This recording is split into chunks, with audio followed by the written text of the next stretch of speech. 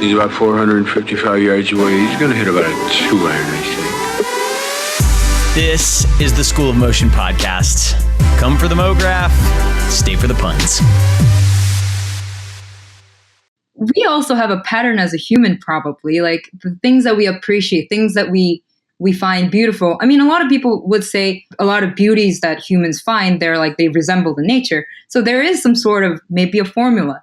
And if there is, and if AI can master it, then they might be able to create something that we see it and we always feel like, oh my gosh, that is the best art. I love that. I don't know. Whoa, that's what you're going to say after this interview. If you're not already a huge Monica Kim fan, then you will be shortly. Monica was born in South Korea, moved out on her own at age 14, made her way to New York, went to art school, got hired to be one of the Google 5 at their creative lab, more on that later, worked on the original Google Glass concept, and now she does tattoos and spreads the word about plant medicine, meditation, and birds. She is, without a doubt, one of the most interesting motion designers I have ever talked to. In this interview, we get deep into some heady topics. What will the effect of AI be on our industry? How should one approach working for a huge tech company? What can thinking in a different language do for your designs? And the effects of certain plants on your life outlook and creative output. I really cannot do this conversation justice by just describing it. So let's just listen to it. Monica, thank you so much for coming on the podcast. I have so many questions for you.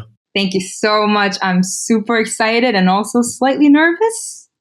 Well, don't be nervous. Look, you've worked at Google. You've kind of made a name for yourself. You have no reason to be nervous. I'm actually a little bit nervous. You're when I talk to someone whose work is as cool and unique as you, I get imposter syndrome like almost instantly. So yeah. So I'm gonna puff my chest out a little bit here so I can sort of be professional. So why don't we start with this? On your portfolio, which we're going to link to in the show notes, and everyone has to go check out Monica's work. It's awesome. I think you basically have like two links, work and about. And on the about section, you tell this pretty unique story. Your life story is very, very different than most people I've ever met. So I'm wondering if you could just talk a little bit about that. Like, give us some background and tell us how you ended up living by yourself at a very young age. Mm-hmm. Okay, so this is very personal. So I grew up in the city next to Seoul. It's called Incheon, and it was a bit rough. So there were a lot of like violence, gangs, prostitutions. So kids getting rebellious and like leaving home, like that wasn't particularly a crazy thing. And I also started going to school in Seoul. So when I declared to my parents that I'm leaving home, they were more like, all right, go ahead. Like, let's see how long you'll last out there. And they were helping me initially, but then I really also hustled, like started working at like hair salons, karaoke, or like selling clothes at the night market from like 1 to 4 a.m. And it gave me sort of a strength to, I guess, survive anywhere. And that if I want to do anything, I just go ahead and do it, even if it feels scary. But so, Monica, how old were you when you moved out? I was 14, 15. Yeah, I was around that age. That's 14. I'm trying to think back to when I was 14, and I was probably still like watching Teenage Mutant Ninja Turtles or something. Like, how in the world did you have a clue? Where did you live? Like, how did you get a place to live? And like, it was how did you do it? Right. I mean, it was a tiny, tiny, tiny little room that I started. It wasn't, I can't call it a house because it was just a shared, it was more like a shared space that had like a tiny little room. And that's where I started. It had like a tiny little desk and a bed. That was it. And then I collected some money, and then I got this kind of, I guess, more dodgy, like basement kind of a house in like somewhere in, like in the middle of the alleyway.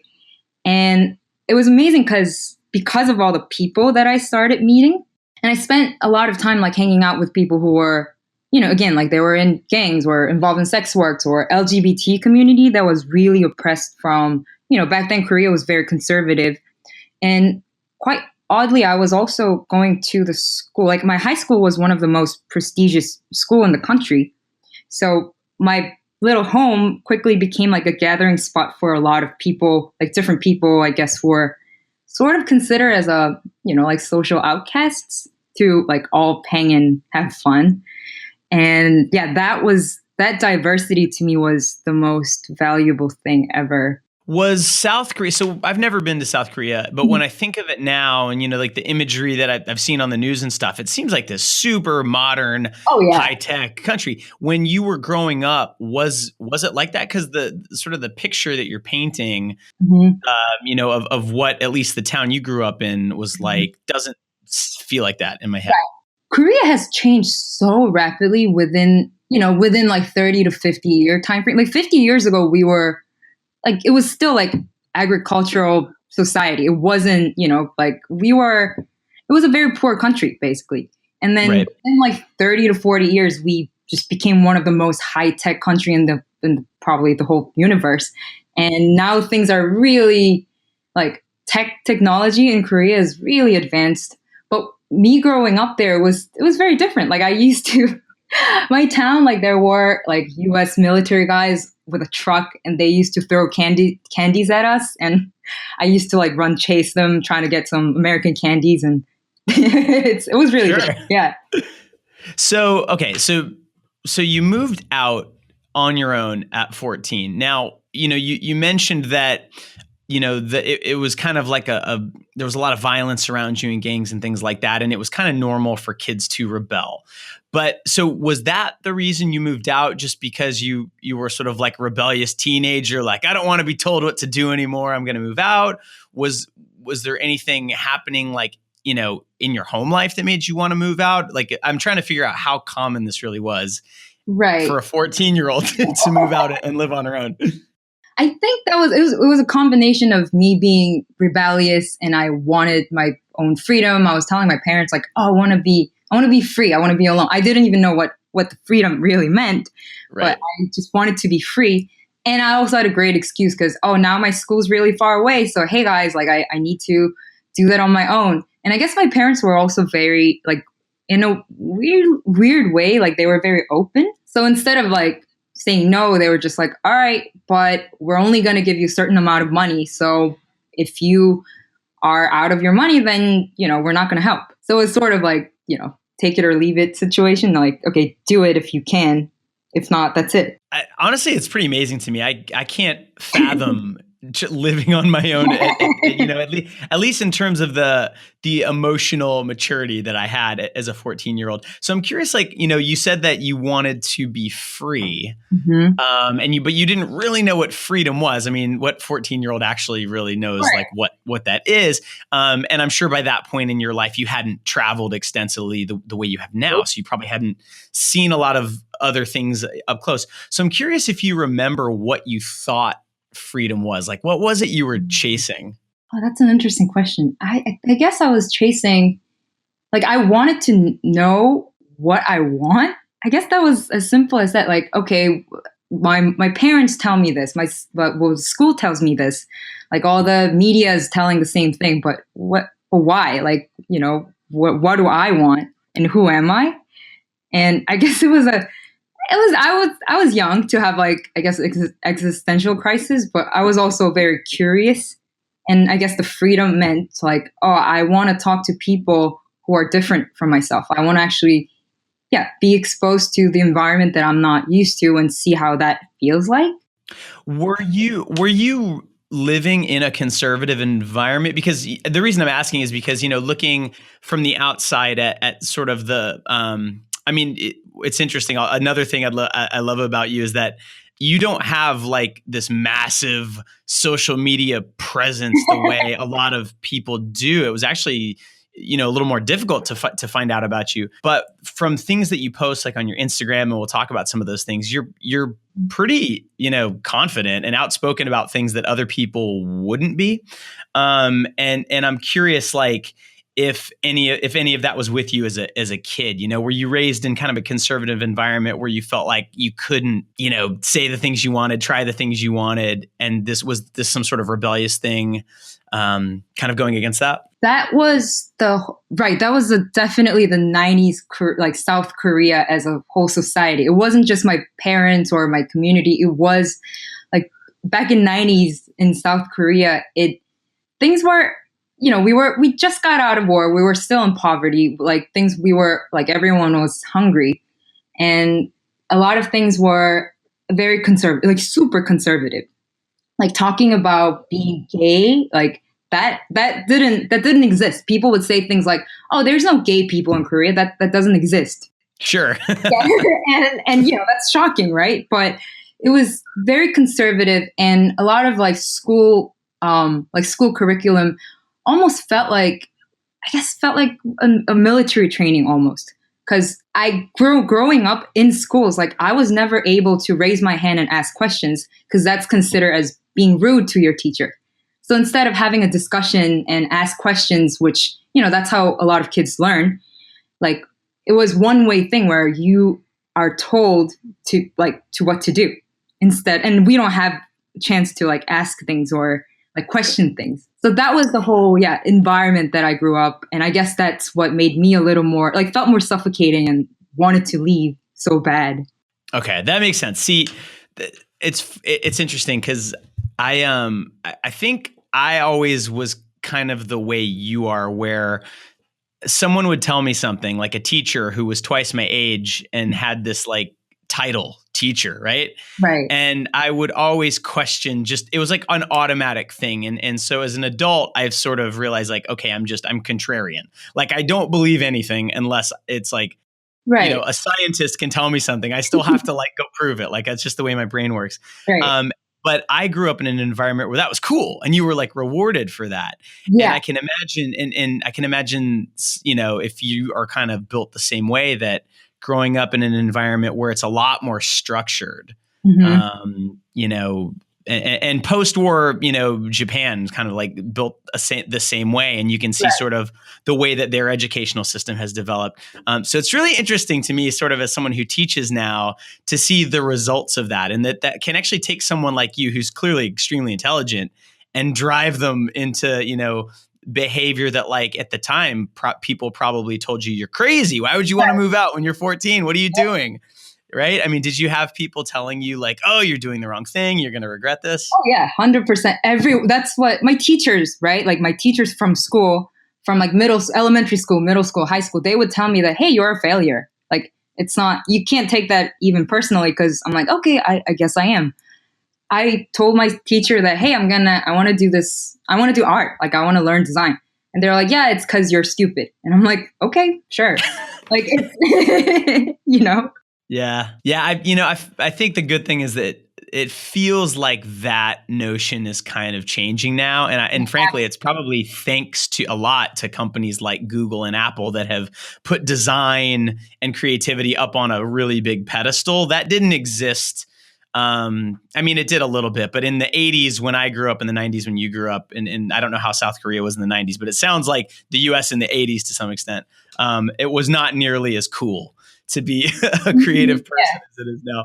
So, all right. So how did you end up moving to New York? What made you decide to make the move? Right. So, well, I got into one of the best art school in Korea with full 4-year scholarship. And I was really excited, dreaming of this art school life.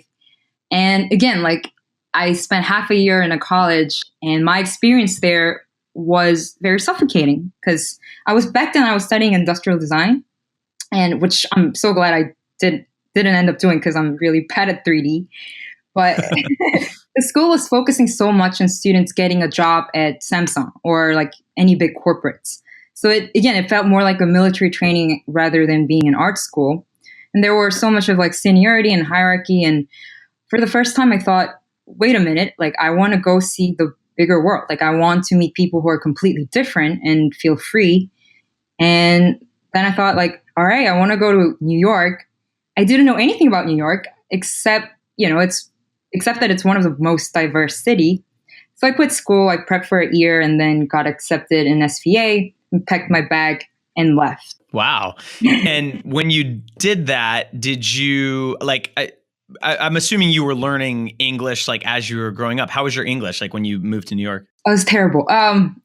I got so much, I've been living here for now, it's my 10th year now. So I guess I am confident enough to be on a podcast. But oh my God, when I first came, I was able to, read and write. But for me to go to Delhi and order salad, that was like my nightmare because they talk super fast. I don't, it's always like nervous experience to like choose like what lettuce I want. And oh yeah, my first few years was a hard learning process. I mean, it's funny, but like at School of Motion, we recently all decided that we want to learn Spanish together, and Awesome. and so yeah, and I grew up in Texas, so like I've been around Spanish my whole life, and so when I hear it, I almost understand it just from hearing it so much. Right. But I had the same experience when I took French in high school, and for like for 6 years I took French, and the first time I went to France. And I was like, hey, I know French. And I realized I don't know French. Right. Because, I know French when a Texan speaks French, Yeah, right? absolutely. And it's kind of like, I'm sure that you understood English perfectly in South Korea when your teacher would say it. But then you go to New York and they're speaking really fast with a New York accent. Oh, yeah. And I'm like, wait a minute. Monica, come on. Yeah, exactly. Yeah. And never mind, if you'd moved to Massachusetts, it would have been even trickier. Oh, The yeah. accent there was even tougher. Yeah. It's always amazing to me when I meet, people from other countries who move to the US, and now I'm talking to you. And I mean, for the first few minutes we were talking before we started recording, I almost thought like she has no accent. Like I can't even tell that English isn't her first language. How hard was it for you? Like how hard did you have to work on just the language to be able to plug into New York and feel confident even just speaking? I think I spent more time trying to learn language, even more so than the time that I was trying to learn art, because, the language is the primary tool to, connect with anyone, like anywhere I go, right? And also, especially so in SVA, there are so many like international students, and a lot of teachers are used to having international students with, who necessarily do not speak English so well. So I was able to get, I was able to work around it. But then once I started working and being in the meeting and they're expecting me to do a presentation, like that was a nightmare. That was a huge nightmare. And I made so many mistakes. I made like embarrassing mistakes. I go home and I'm like, maybe I should just go back home. Like, why am I doing this? And I was trying to think in English. Also, I started dreaming in English. And I think that helped me a lot. Like, okay, instead of trying to translate everything in Korean to English, why don't I just like try to think in English to start with? So yeah. That's a fascinating thought. I've read like articles about this phenomenon before and how, different languages, even just because of the way they're structured, if you think in one language versus thinking in another, your ideas are actually different. Yeah. Like for example, like here's like one example just for everyone listening, if you have no idea what I'm talking about. Like in English, when you describe things, if you have a bowl, right, and it's like big and it's red and it's shiny, you'd say the big red shiny bowl. You sort of like put all these labels on the thing and then you say what the thing is. And so that forces you to have to remember this list of adjectives and then apply those to a thing. But in a lot of other languages, you say the bowl, big, red, and shiny. And just that one little twist of the way the language works, it lets you think in a kind of clearer way, depending on certain contexts. So I'm curious, I know I have no idea what the Korean language is like. I'm assuming it's very different than English. Did you notice any weird things about like your creativity or like your artwork when you would think in one language versus another? I think so. I think it has changed a lot because, I was simply like, I guess working with things like, let me think, like UI design. It's not like UI should be universal, of course, like whether you're Korean or American or, wherever you are. But I think it did help me, like, I guess, because it almost feels like I know the user, like the local users, like when I'm in America, like I know the people here and how they think and how they would use certain apps, or like I know how people navigate certain things. And that had a lot to do with language, because simple thing with UI, like, oh, I know a lot of my Korean friends would definitely use it this way, but most of the Americans would use it the other way. So things like that, I think, did like subconsciously influenced a lot of my work as well. Does Korean go left to right when you read it, or right to left? It used to be right to left, but now it's left to right. Okay, that's interesting. My family splits their time between Texas, where I grew up, and Israel, where they have a house. And so I know a little bit of Hebrew, and Hebrew is right to left. And it's interesting, someone who's raised learning Hebrew, right to left is like a more natural direction. And so that applies when you look at design in Israel. And it's like a subtle thing when you design, it's sort of like you just naturally want things to kind of move to the right in the US to Right. signify forward. But it's the opposite in Israel. There's subtle little differences like that that are based on language. I'm really kind of fascinated by. I just made a huge mistake. I didn't mean to say right to left. I meant like up to down, like, from above to below. Oh, okay. Yeah. That's what I was trying to say. But yes, that's totally true, because I am also used to writing from top to bottom, except I actually, in my one of my typography class, I think I did that without really knowing that, no, you shouldn't do that with alphabets. But I was doing it, and I'm like, well, isn't it totally fine to read? And my teacher was like, no, it doesn't work that way. That's really interesting. So we have a design class at School of Motion, and one of the assignments is to do a logo lockup. And when you're kind of new, you just think like, oh, I'm going to be creative and I'm going to try, writing the word sideways. So you read it up and down, and it looks cool, but it's like not very readable. But it's interesting, because if you grew up using a language where writing top down is sort of natural, then maybe that is. So this kind of stuff fascinates me, because a lot of the things we take for granted in design are actually pretty culturally dependent. Like you just said, ideally UI and UX should be kind of universal, right? Mm-hmm. But in reality, I'm not sure that it ever really can be, because someone who's used to reading Arabic, which goes right to left, and knows no English and has never really seen that design aesthetic of things moving left to right. And, you have to design it differently. It's really kind of fascinating. Yeah. All right. Let's get out of this rabbit hole. I feel like we could spend a lot of time here. So tell me a little bit more about the SVA experience. Like what, aside from you moving to the US and having to acclimate to that, what were you doing there? Like what were you studying, and what did you learn there? Right. I mean, because my SVA experience was really amazing. Also because everything was so new to me. And, I didn't know what motion graphic was until my junior year. And then I started learning After Effects, and I fell in love with it. I was okay spending all night like in front of a computer. And a lot of teachers in SVA are mostly from the industry. So I've learned from people who are actually working currently in like say motion industry or the design industry. And yeah, it was very different experience. Like it felt much more free, and like I was able to learn a lot about what's actually happening out there right now, instead of, oh, these are like, old texts from like 100 years ago. So that was very interesting for me. So were you studying sort of traditional graphic design and then discovered motion graphics?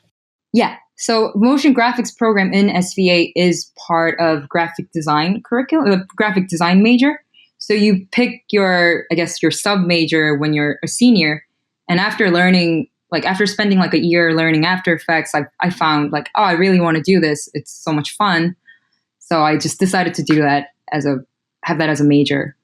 So is that where you learned all the tools that you're using now? Like, in school you were taught Photoshop, After Effects, Illustrator, whatever else you use, or did you, just sort of get the basics there and then have to teach yourself the rest? Or like, how did you learn all those tools?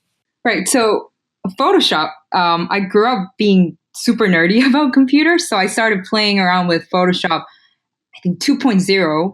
I don't know if you remember, but it used to have like a palette image on the left side of the loading screen. Yep. But yeah, I didn't know. Well, I didn't know Illustrator or After Effects before school. But I was just never that scared of learning a new software, or at least when it comes to Adobe stuff. But the classes in SVA were more about design rather than learning softwares, which I think that's how it should be.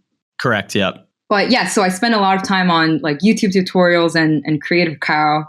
And I really wish you guys were there when I was a student.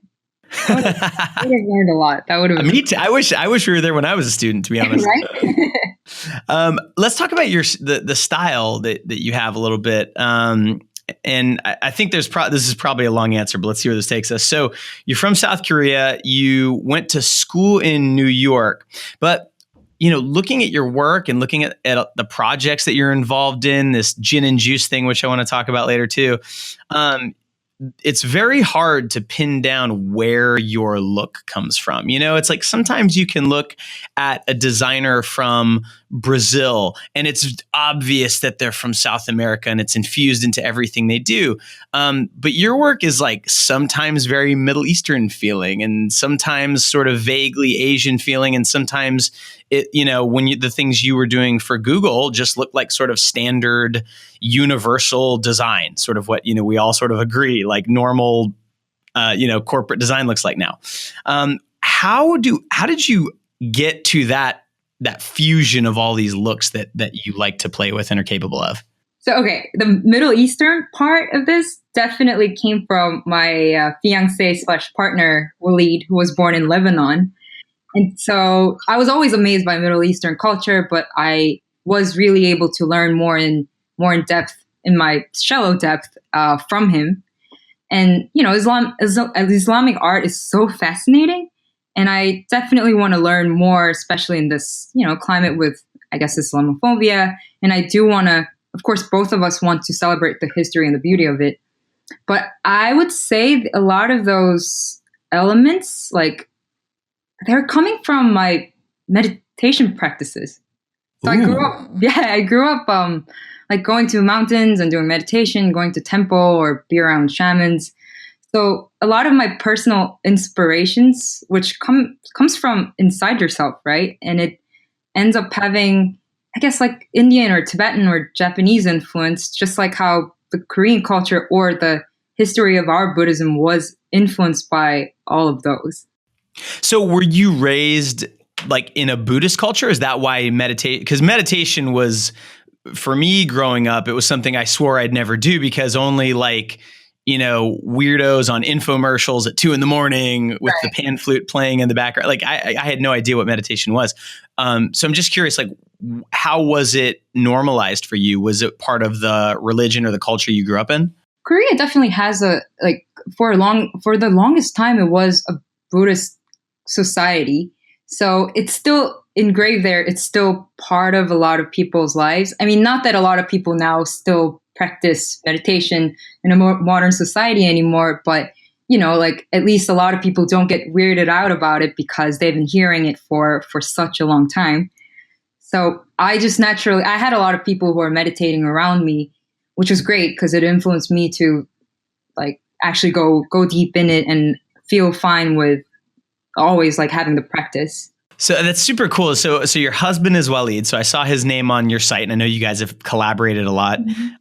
And he's from Lebanon. So that kind of explains that Middle Eastern influence. But then you were saying that, it comes from meditation.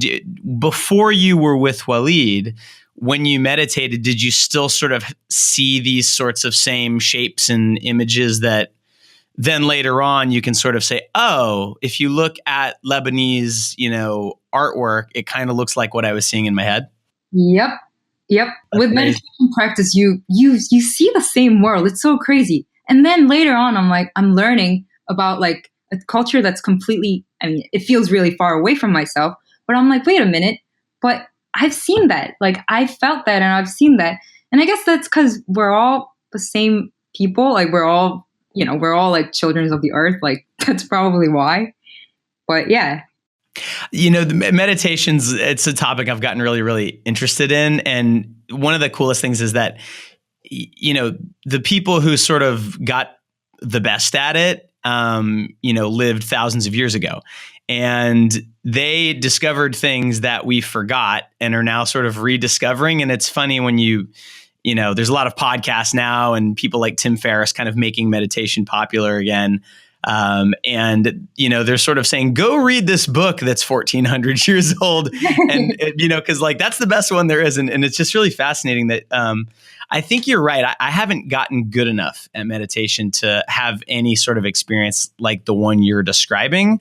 But I know there are also shortcuts to get there, which we'll get to. Yes. We'll get to in a little bit. But that's the tease, because I know everyone wants to hear about that. Before we get into the shortcut approach, I want to hear about what happened after school. So you go to SVA and you're learning, design, and you learn some animation, some After Effects, and then your English has gotten better. And now what? What happens next?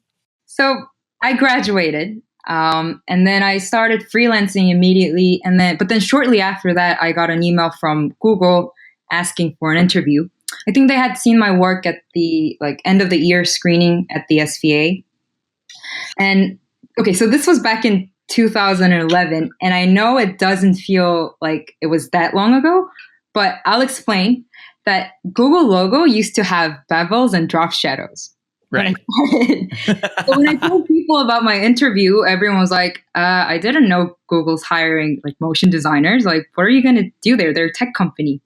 And it was much before like tech companies were sweeping away a lot of designers like right now. So I had an interview with this young team called Google Creative Lab for this program called Google 5, which they hire 5 different graduates with different skills. So I started as a fiver, and after a year, I became a full-time staff. So it's interesting. I had heard of Google Creative Lab. I'd never heard of the Google 5. I actually wasn't aware that they picked 5 people. But my friend B Grandinetti is actually one of the Google 5 right now. So if she's listening, hi B. Yep. Okay. So it's funny because I didn't realize till you just said it that you're right. In 2011, Google was just Google. Like it was starting to get pretty big, but it wasn't Google, Google, yeah. It wasn't Google. So they ask you for an interview, and what was it about? Because obviously, you're very talented, and I'm assuming you had other opportunities you could have pursued. What was it about this opportunity that made you want to take it? It really was almost only. I just didn't know what to expect from Google, because I think my dream when I was in school, I was like, oh, I want to go work at places like Buck or Prolog that I used to love. And, I was only thinking about motion studios in more like a traditional sense. Yep. And when I got an email from Google, I was like, wait, I don't know what I'll be doing there. And that really excited me. So what did you end up doing there? Like at that time, what was Google doing with a motion designer? They did not have a motion designer. So when they were interviewing me and they were looking at my work and they're like, oh, cool. Yeah, I think we can use you. I think we can, maybe we'll have some projects for you. And my first, I think 2 months, I was making like posters or like doing print design, or like they just didn't know how to utilize like motion design as a skill. Right. But it was actually my first project. My very first project as a motion designer was a concept video for Google Glass. It's RIP because it's not dead, but it's being used in the medical or manufacturing industry. But now everyone's, we all have seen those same tech startup videos with like inspirational background music, but those didn't exist back then, back in 2011. So back then our team, after talking with this team called Google X, which is a semi-secret R&D engineering team that worked on all the super cool stuff, they heard about this new glass technology and decided to help on like design thinking. So instead of sending like a long presentation deck, they decided to make a video. So that's when they were like, oh, I think Monica can do some like animation in here. And that's how I got involved. And it was an exercise to, of course, think about a UI design in a conceptual sense, but also to envision what we want from this technology, like not as an engineer, but as a user, like a normal person, like how we'll be using this glass day to day. So this was super fun because the technology was still in such a baby step development, and the hardware was still in development. Like the hardware wasn't there yet. And I'm sorry, I'm keep saying back then, but really back then, the designers and tech companies we were more used to solving like a specific tasks from engineers. But this time it was designers making a conceptual like prototype from, their own imagination and trying to inspire engineers with the design.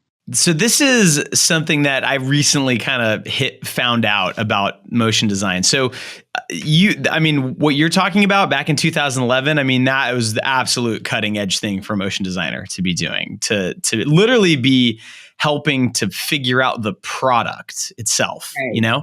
Sort of pre-vising the product. And now there's a lot of companies doing that. We took a field trip recently to Detroit, and we visited this company there called Vectorform, and they do that exactly. Like companies like Microsoft hire them to do that for when the Kinect came out, they were like, okay, like we have this technology that can do this. What can we do with it that's cool? Absolutely. And it's interesting because you need to be able to think creatively about what those possibilities are. And then you need to be able to somehow design a cool representation of that and then produce some sort of visual. And motion designers just happen to be uniquely qualified to do that. And so now motion designers are getting pulled in to the product side of things. Absolutely. Yeah, that's really cool. I didn't know Google was doing that in 2011. You're right. It doesn't sound like that long ago. But in motion design years, that's 150 years ago. Good Lord. What version of After Effects were we on back then? So, right. That's crazy. So, okay. So what was it like working at Google back then? Now, there's stories of free breakfast and everyone gets a Segway to go around the campus. And, I know that that's the West Coast campus, but what was it like? What sort of work-life balance and perks and stuff like that did you have while you were there? Yeah, they do have all those annoying perks like free food, free massage. They have nap pods that you can, where you can take naps. And work-life balance, I think, was pretty. Tech companies do a great job trying to make it pretty healthy, although a lot of people end up not leaving the building because you can do everything in the building. And after a couple of years, I was like, wait a minute, I need a fresh air. Like, I think I want to actually spend maybe $2, I don't know, on something and go outside. And I'm not being, I guess, like, this might be a first world problem, but also the fact that you're not leaving the same area it can drive you crazy. Yeah. But okay, to be relevant to the subject and to be super nerdy, like the best part and / perk about working at Google for me personally was I got to meet and work with so many in one of the best studios in the best motion studios in the world. So I've seen a lot of celebrities coming into office, but I was actually more excited when the guys from Framestore came over and they showed us how they made visual effects for Gravity, the movie Gravity. And the guys at Us2, they came to show how they made Monumental Valley. And, I met folks from Animate and Strange Beasts from London. And I've got to work with places like Buck, Imaginary Forces, Prologue, Psyop. So yeah, Google has lots of money and they can hire, whoever the fuck they want. So that was actually the biggest perk for me. That's super cool. So I taught for 1 year at a college down here, Ringling, and that was one of the coolest perks that I got was there was a lot of cool speakers coming and giving presentations. And so, the founders of We Are Royale came down and David Lewandowski came, and I was kind of a big fan of his weird rubber guy video. So yeah, that was really funny. And that's a funny thing about motion design too, is that you can sort of be you can sort of have this weird sort of celebrity in this tiny little room of dorky designers. Yeah, totally. Yeah. And Adam Plouffe, who makes, he created Overlord and Rubber Hose for After Effects. He worked at Google for a while, and he wrote an article about it on Motionographer. And he said that one of the coolest things was he was around these geniuses all day long. Google can hire the smartest people in the world and pay them whatever they want. Right. Hopefully they paid you whatever you asked, but were you interested also at that point in talking to developers and people doing things that weren't motion design, but that were just like crazy smart?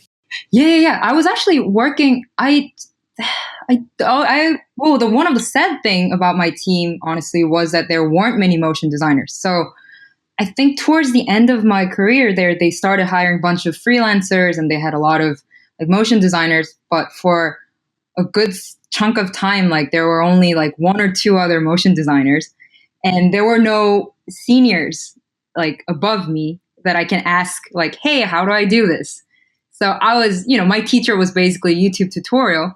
But on the other hand, I got to work with amazing engineers or creative coders who like the way they use After Effects, I've never seen anything like that, because I opened their project file and it's all expression. There's no keyframe, and things are moving in a massive whatever scale. And I'm like, how do I? And they're like, oh, Monica, can you like fix this? And I'm like, no, I know. Well, it's funny you say that. I think there's like this gradient of After Effects users, and it sounds like maybe you're on the other side where you make it look the way you want, however you can. And then there's on the other side, you've got people who, God damn it, I will not set a single keyframe. I am going to type in code. I don't care how long it takes me to figure this out. It's really funny. When I was trying to find out about you, I found a post. I can't remember. It may have been like a Facebook post or something. And you mentioned Joe Donaldson as one of your inspirations. And he's probably a lot like you. He just kind of like figures out how to make it look the way he wants. He doesn't write expressions and do all that stuff, And the truth is, it doesn't matter. But it's cool that you were exposed to that. Okay, so it sounds like Google was a lot of fun. You probably learned a ton. And at what point did you decide, all right, it's time to spread my wings and fly somewhere else? Can I be honest? Yeah. All right, I'm not trying to be negative, or I'm just trying to be really honest here. So, I've had amazing time at Google. I really appreciate all my time there. And, I genuinely had a lot of positive experience in the tech world, but there was a reason that I left. And, I was young when I started, like I was 23. So, and I was also a tech nerd myself. So there was a genuine excitement about working in the biggest tech company in the whole world. And they also do a great job making employees believe that they're the ones changing the world. And I was also naive enough to, believe that. But, tech companies, or really anyone who thinks that they have the solution for other people, especially when you have a significant amount of power over who you're influencing. So, okay, white bros with 7-figure salary, to believe that they have all the answers for, they always love picking like places like India or the entire continent of Africa, that can be dangerous. And so by the time I left, I had a lot of, honestly mixed feeling about tech industry. I had like a chunk of sadness about it too. And, I still take them as a client, and I probably should not say like anything negative about my clients. But last year with Google, I worked on a documentary called AlphaGo. And this was shortly after I left. It's the AI that beats the human world master, Lee Sedol, who's also happened to be Korean. And Go is one of the oldest board game, and it's like our chess, but we consider it as a form of, art and creativity. Yeah. So seeing AI winning over the grandmaster, it's not just about being like having this crazy tech. Now we're questioning like our purpose and, meaning as a human being. Like, what's art? Like, what are we if AI can start making, art and music? And it's, a lot of those questions actually, my answer to that was that I actually want to do something that's closer to humans, like closer to, rather than tech. I actually want to go back to where I'm rooted from. And I guess, now that I'm on this podcast, I actually did wanted to say, now the designers, along with engineers and scientists, now we also have to start thinking about like those problems.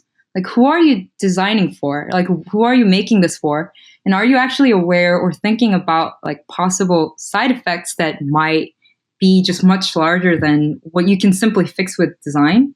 Oh, you just opened a huge can of worms. Oh, okay. No. This is amazing. Okay. So let's dig into this a little bit. So there's two humongous points you just made. I want to talk about both of them. So the first one, I'm trying to think how to put it. So you were working for, even at the time, Google was a huge tech company, and now they're, I think maybe aside from Amazon, they maybe are number two, but they're huge, right? They're massive.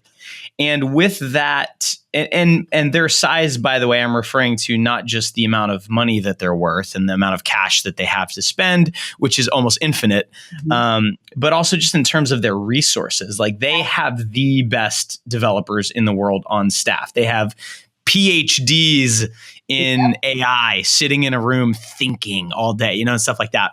And there's this weird thing that happens. I've definitely come around to this idea that, at least the way our American culture and sort of economic system is set up, it's very easy to start with these lofty, very benevolent goals, and Google's motto, I think it still is don't be evil, right? That's one of their mottos.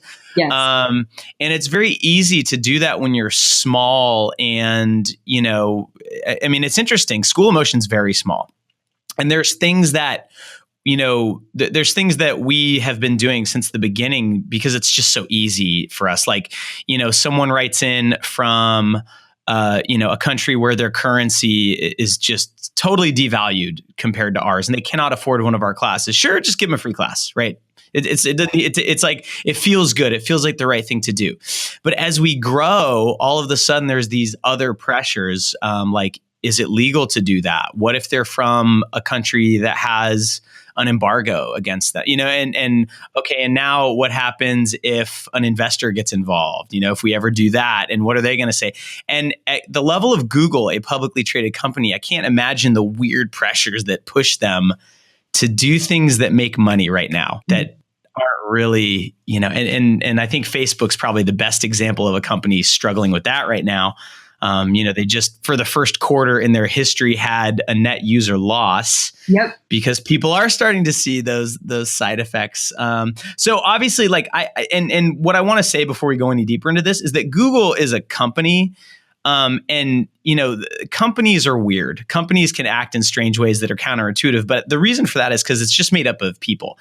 And I'm sure that on an individual basis, most of the people that you worked with at Google were amazing people with their hearts in the right place.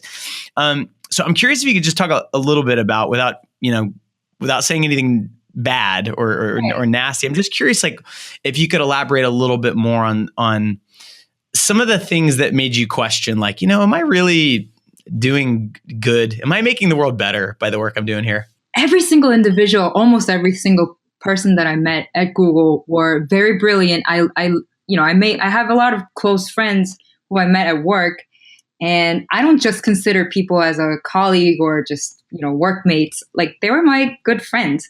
And those are I met so many brilliant people. It's funny how, I guess, the collective mind works. All of a sudden, well, not all of a sudden, it's as a collective group mind.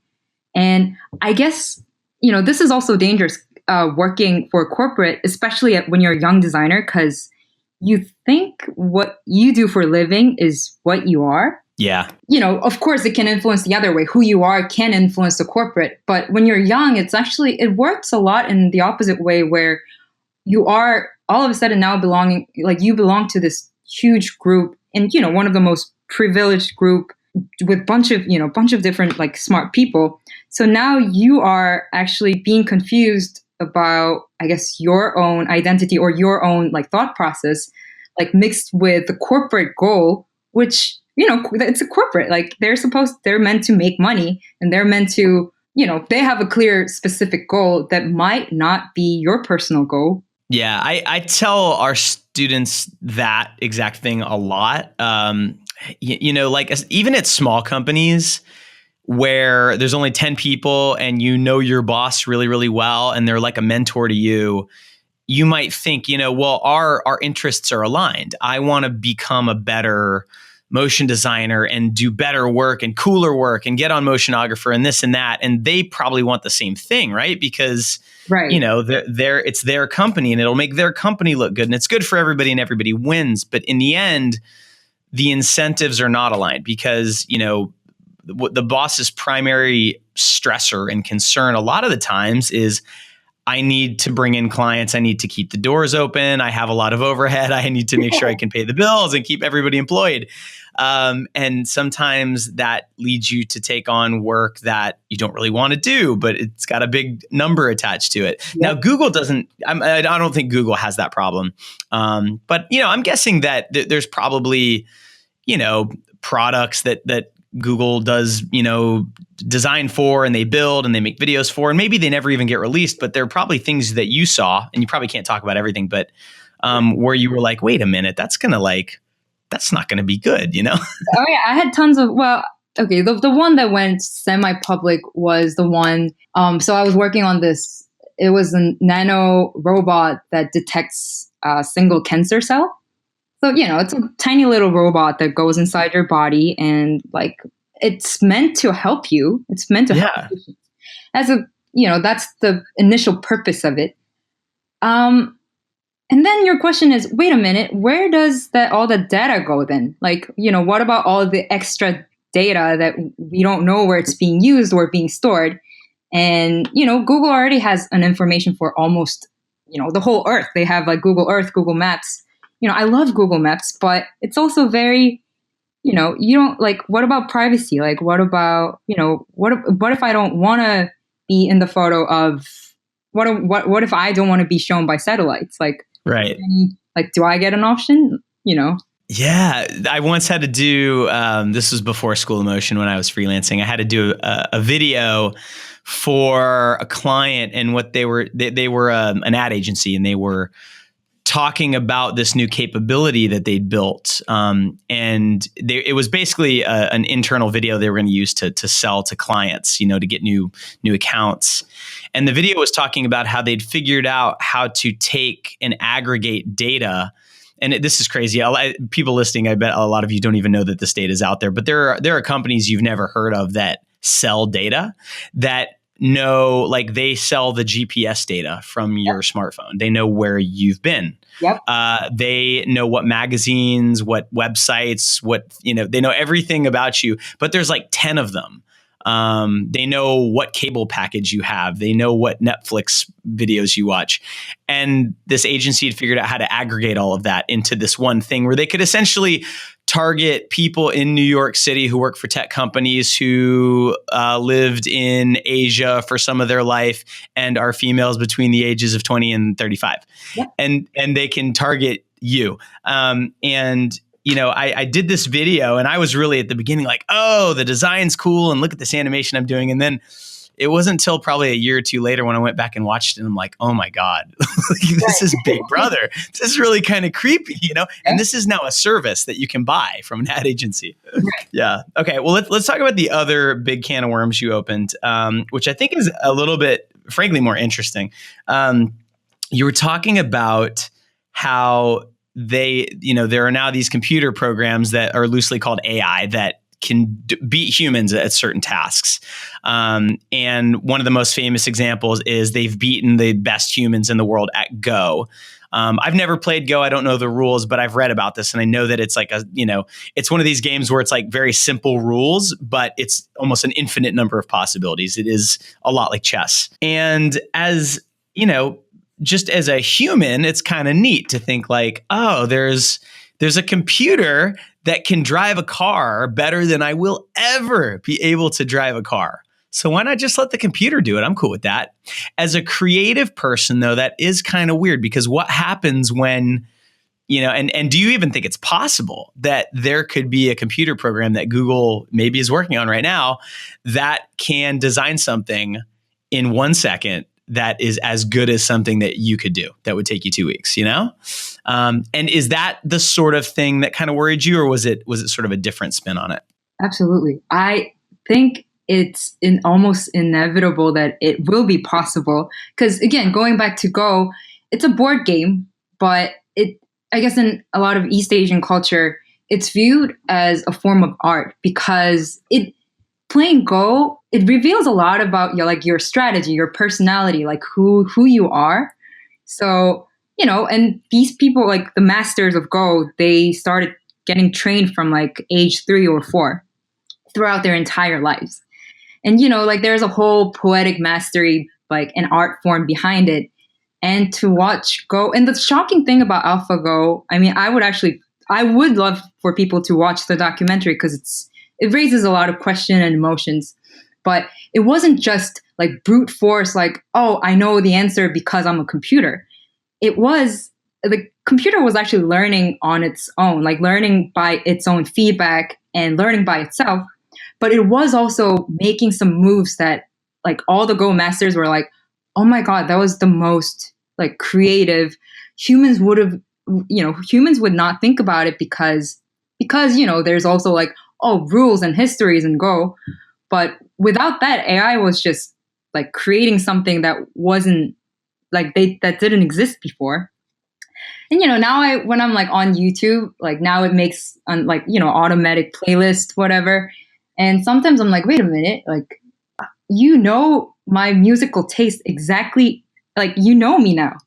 And for them to compose a music that in my ears I'll love, I think that's possible. Like, I don't think that's too far out.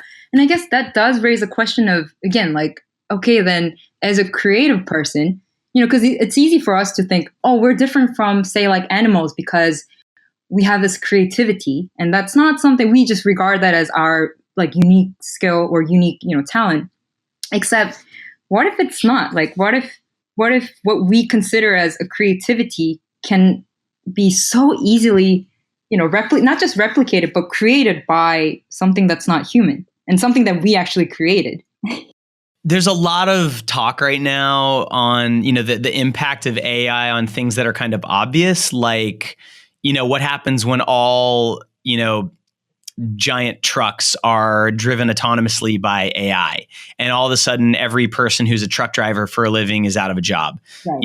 And stuff like that. And that's kind of obvious. And what you're bringing up is, I hadn't really thought about that. This was sort of something that I guess I just thought, well, it can never really happen to a motion designer because what we do is too esoteric and there's no way a machine could ever do it.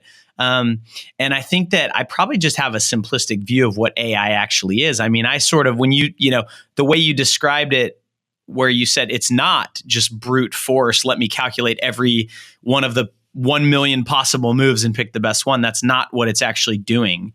It's actually learning and coming up with its own strategies using some software technique.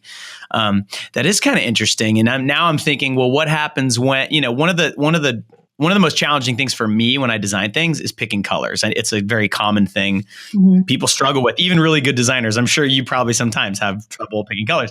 But what if, Google pointed the machine learning, supercomputer at 1 million images, from the MoMA or something, Absolutely. and then said, okay, pick a cool color combination for this grayscale image, and it will pick a good one every time. Right. What does that do to our industry? That's interesting, Monica. Yeah. Because, I guess we also have a pattern as a human, probably, like the things that we appreciate, things that we find beautiful. I mean, a lot of people would say, a lot of beauties that humans find, they resemble the nature. So there is some sort of maybe a formula.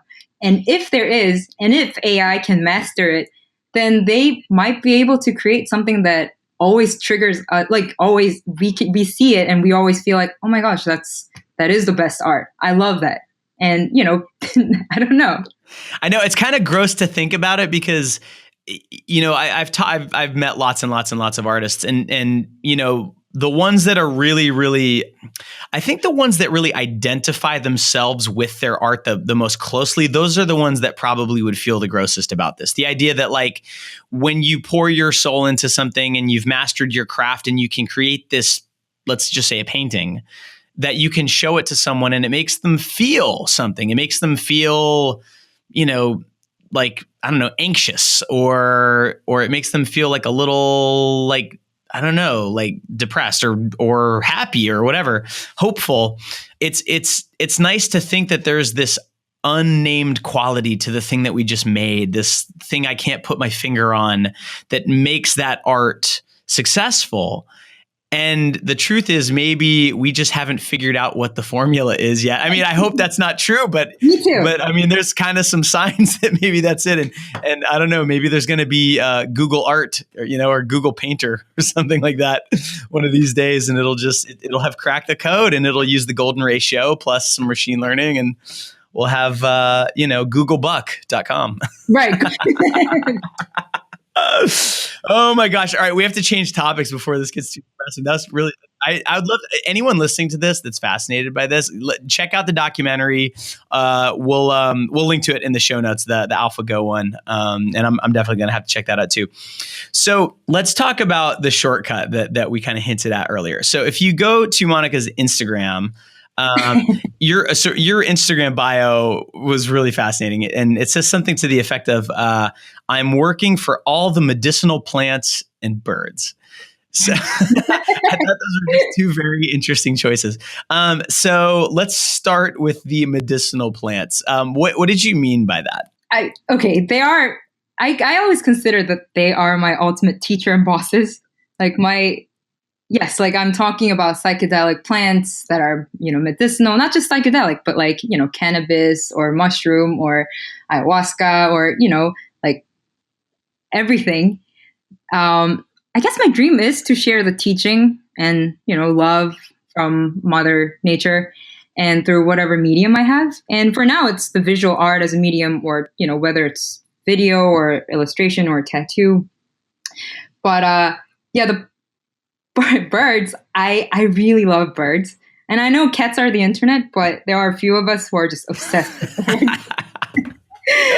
And 1/3 of my Instagram feed, I think it's all bird videos. And I used to have a few parrots. And the very last one that I had was named Taco, who used to come wake me up kicking my face with his feet. And he comes into shower and wash himself.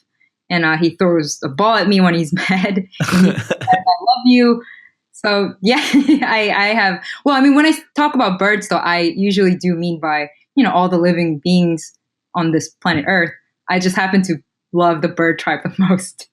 So when I went to your website, and I looked at your work before I found your Instagram, and I noticed this recurring motif of mushrooms, and I was like, that's really interesting. I wonder if Monica's a psychonaut and into that sort of thing.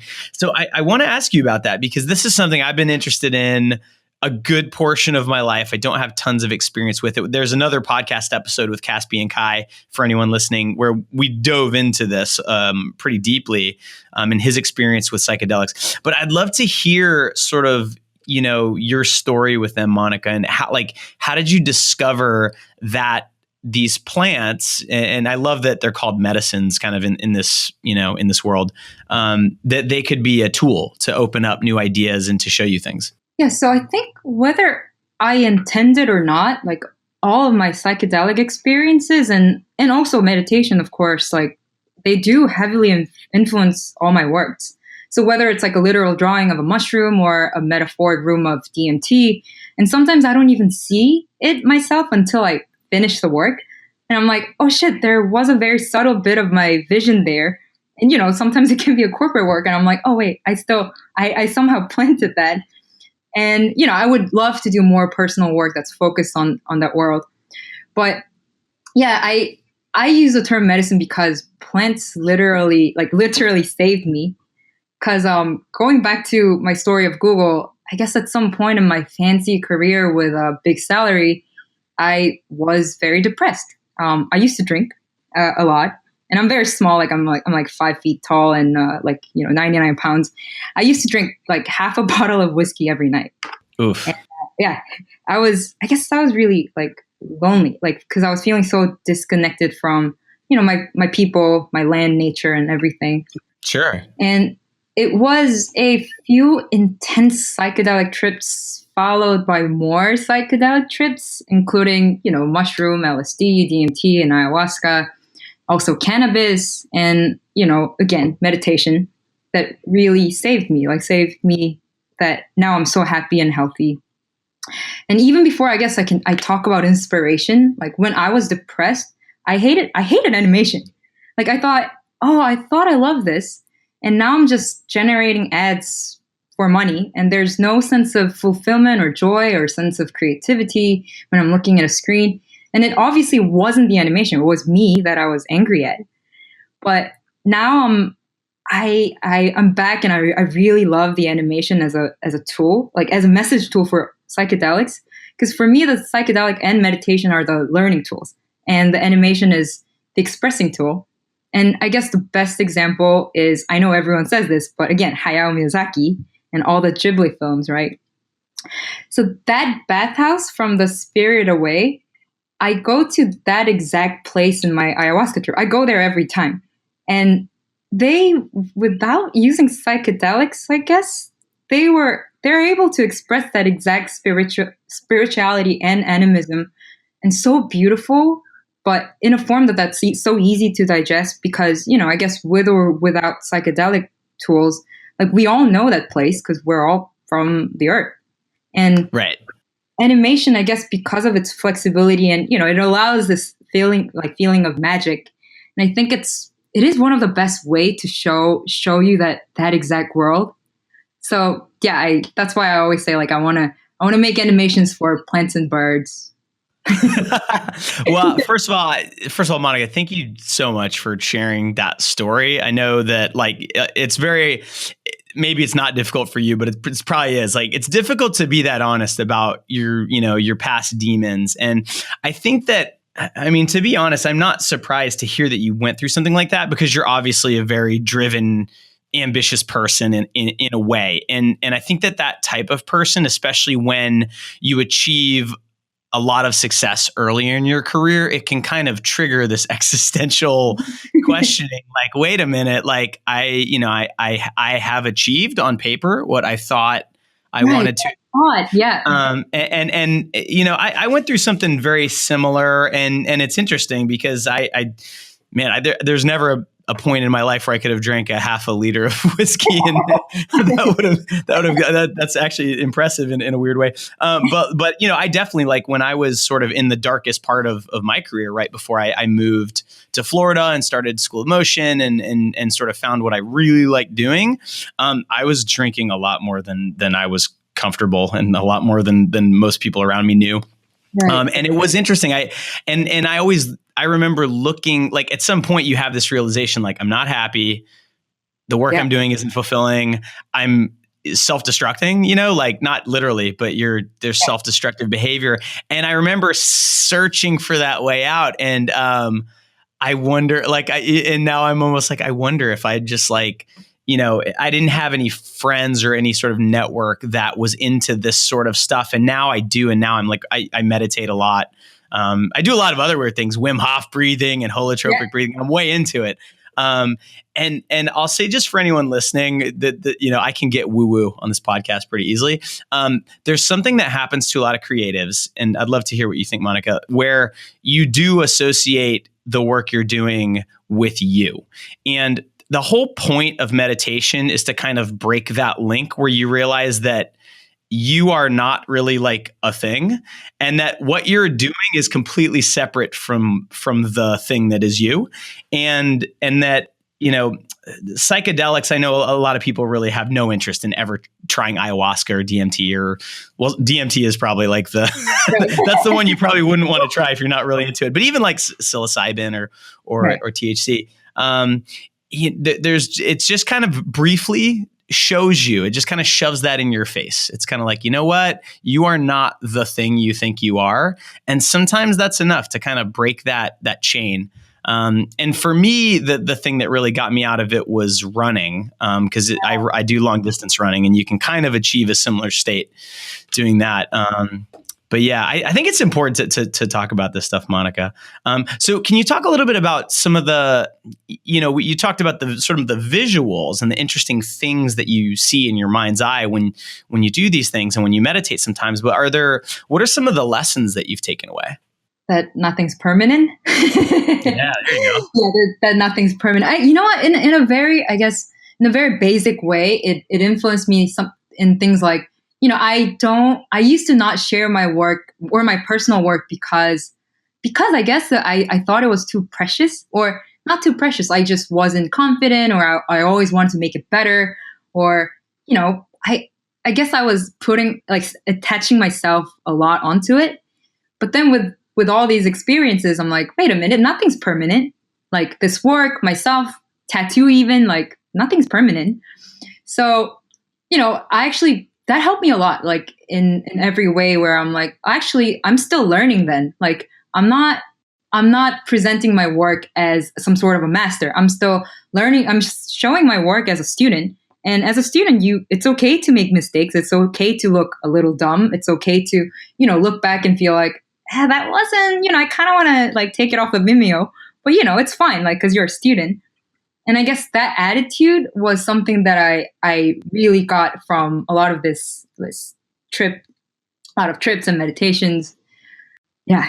I love that sentiment too. And it's easy to forget, especially when you're young and you're early in your career and you're trying to get noticed. So you get those opportunities. You sometimes feel like, if I take this shot by putting this work out there and people criticize it, then I've blown it and I'm done forever. And it's, it comes back to this idea that like criticism of your work is not criticism of you. And it's kind of fascinating to me, like trying to build a business like School of Motion. I mean, basically any entrepreneur at some point is going to start reading self-help books and, trying to figure it out. And it's funny how a lot of these ideas come up over and over again, this idea of not feeling a connection to your actions, as though like for example, right now we're launching a jobs board in a few weeks. Probably by the time this episode comes out, it'll already be live. And so I'm reaching out to companies and I'm saying, hey, would you like to buy a posting on our jobs board? And I'm probably going to get like 8 out of 10 of them are going to say no. And, 10 years ago, that would have devastated me. Every time someone said, no, I don't want the thing you just offered me, it would break me. And it's just been sort of like a combination of, frankly, meditation and growing up and exposing myself to uncomfortable no's and people saying, no, I don't like the thing that you made. That kind of helps you do the thing you actually want to do. And I don't know where I'm going with this, but I really hesitate to suggest that people take psychedelics on this podcast. So I won't go that far, but I definitely would recommend that people explore this part of yourself that most people don't. So Monica, can we talk a little bit just about meditation? Like when you meditate, do you use an app? Do you do a certain type of meditation? Like how does your practice work? Oh, for me, I do Vipassana meditation. There's a center in Massachusetts where I go for 10-day courses. I'm actually going next week for another 10-day courses.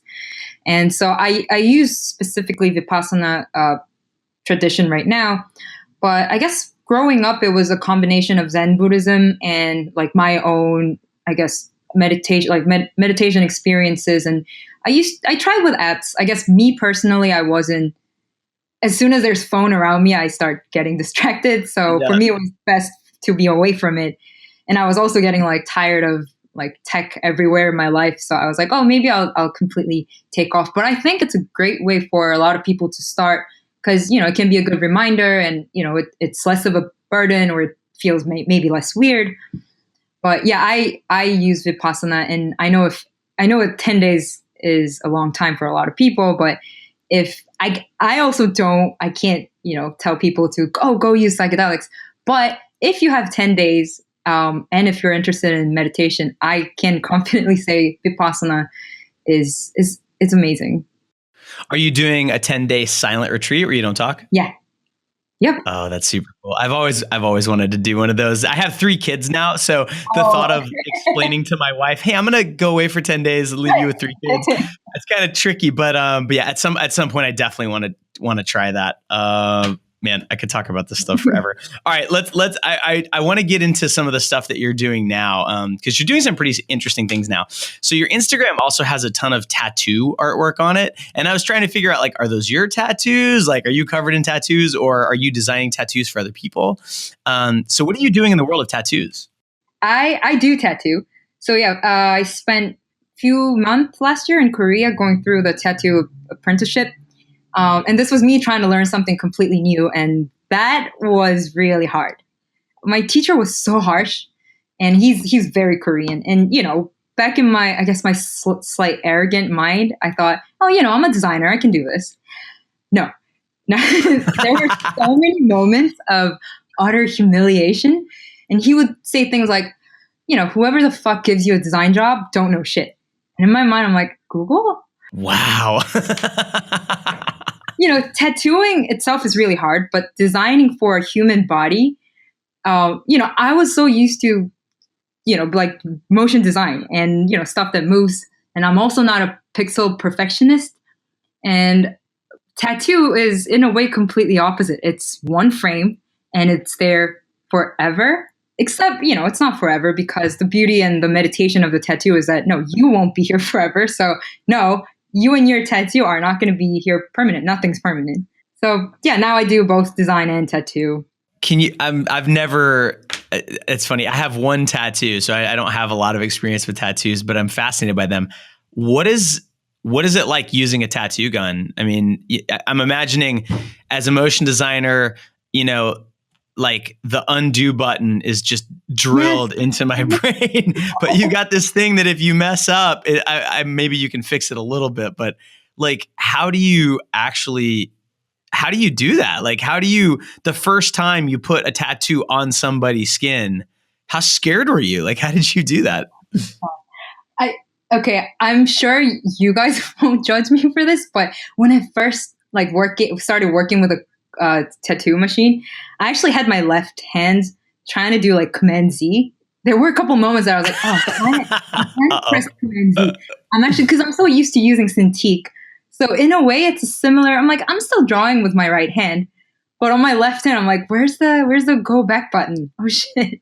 It's hilarious. It's so nerve-wracking in a certain, like, of course it becomes, again, I think it becomes a meditation because you have to really be in there. Like, you can't, when I'm animating, I love doing cell animation, but when I'm animating, I sometimes get high, or like, it's like I do it loose and, I go back, I start all over again. With tattoo, it's just, you only get one chance and you have to do it right. And that pressure and stress, and that weirdly gives you like a cathartic, it becomes like, you also get high from it because you're so focusing. Yeah. But it was very different. It was such a different experience because I, again, like doing a moving image where honestly one frame might not affect the whole storyline. For this, like, you only get one frame, one shot. Oh yeah. Yeah, it almost sounds like performing, you get up there and you get one shot and that's it. And if you mess up, oh well, and there is a high that comes along with that. Anyone who's, performed music or in a play or something like that definitely knows that. That's really interesting. Okay. And then the other thing I wanted to ask you about was gin and juice, which I had a hard time trying to figure out what it was, but the design is just gorgeous. So can you tell us about that?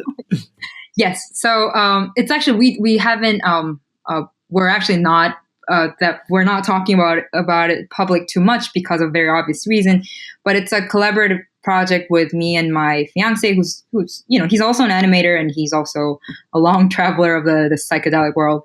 And okay, first of all, deep inside, we're hoping this to be like a spiritual carnival, and with both of our cultural background as a metaphor, like psychedelic 1001 night. But on the surface, it's a brand. It's a weed edibles brand. that we're developing right now. And of course, we're preparing this for the legal market in Massachusetts. Yay. I love cannabis, and I'm a very extreme micro user because I am so sensitive. Maybe 2 to 3 milligram of weed, I'm flying out there. And, I also learned that a lot of with these micro consumptions, it helps a lot of people. I've seen like a lot of people getting they're getting sleeping better, or like reduce anxiety, or, in a way it helps people to connect with others or to themselves. And so, going back to the brand, so it's still in a prototyping phase, but because of the skills that we have, we're trying to make visual storytelling a huge part of this brand. And I mean, I was in the marketing team for 6 years. So yeah, prototyping a brand is what I've been doing with all those years in Google.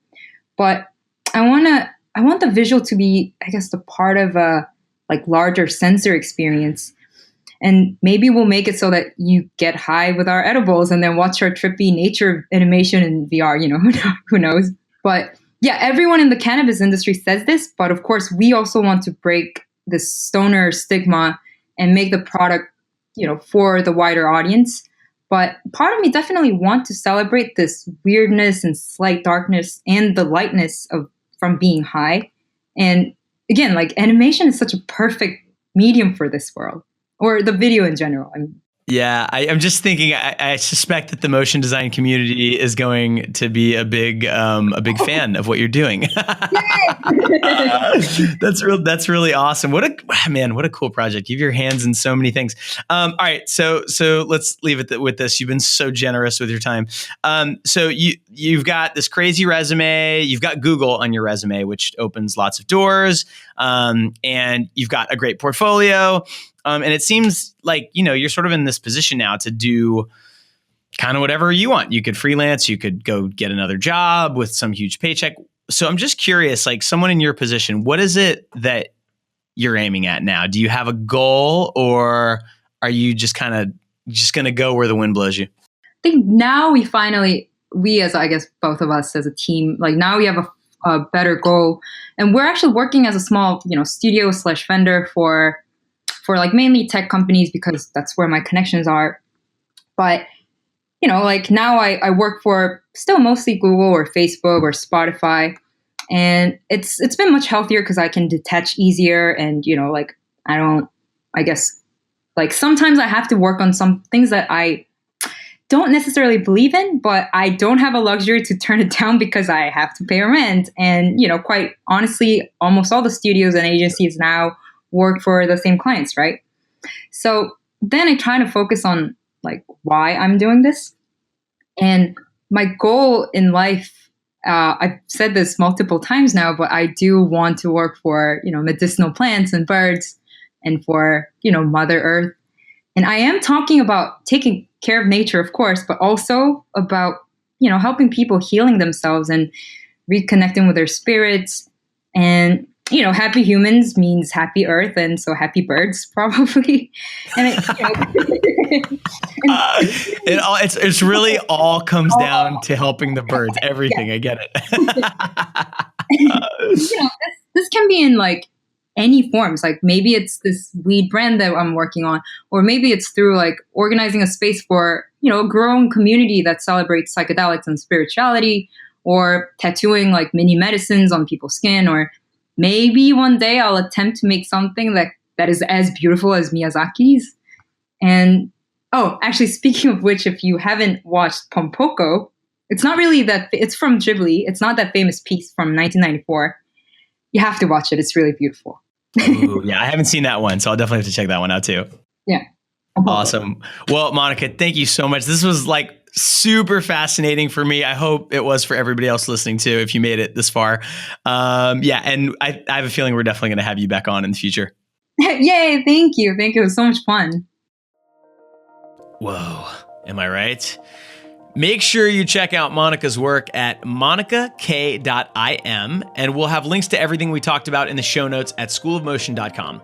I want to thank Monica for being so open about her experiences, good and bad, and for being brutally honest about things that are, pretty hard to talk about sometimes. If you dug this episode, make sure you subscribe to our podcast on iTunes, Stitcher, Google Play, or Spotify so you can get notified when we have new episodes. Thank you so much for listening. Rock on.